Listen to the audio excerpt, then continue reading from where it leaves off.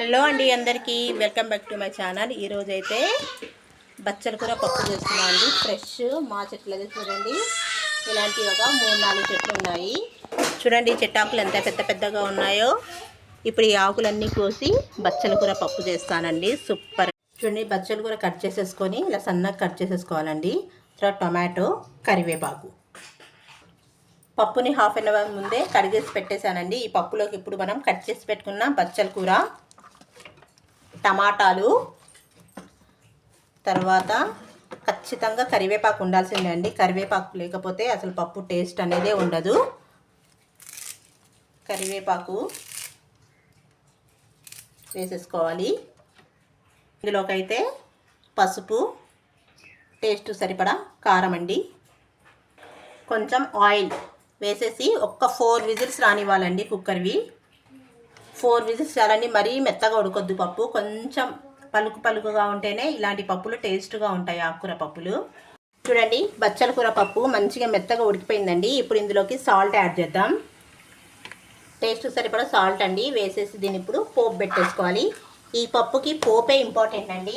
అంటే పోపు అంటే ఈజీయే కదా అనుకోకండి, నేను కొంచెం స్పెషల్గా పెడతాను పోపు. ఎలా ఉంటుందో చూడండి. కోసం అయితే ఆయిల్ బాగా హీట్ అయ్యాక వెల్లుల్లి వేసేసుకోవాలండి.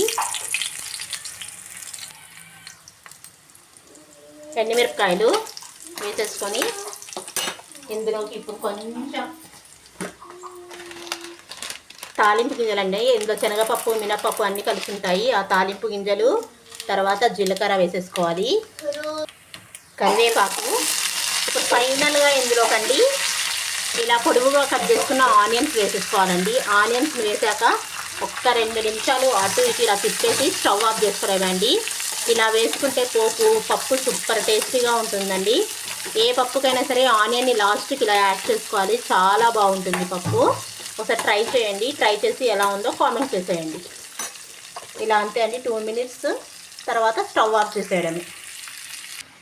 ఇప్పుడు ఈ పోపుని పప్పులో వేసేసుకుంటే మన బచ్చల కూర పప్పు రెడీ అండి.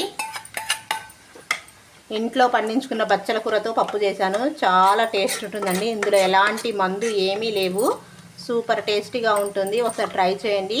నచ్చితే లైక్, షేర్, సబ్స్క్రైబ్ చేసుకోండి. ఫైనల్గా అండి ఒక విషయం చెప్పడం మర్చిపోయాను.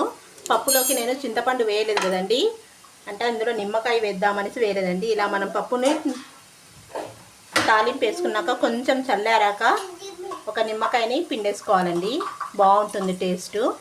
అంటే మనకు చింతపండు వల్ల ఎక్కువగా గ్యాస్ట్రిక్ ప్రాబ్లం వస్తుంది కాబట్టి నిమ్మకాయని వాడుకోవచ్చండి ఇలా ఆకుకూర పప్పు.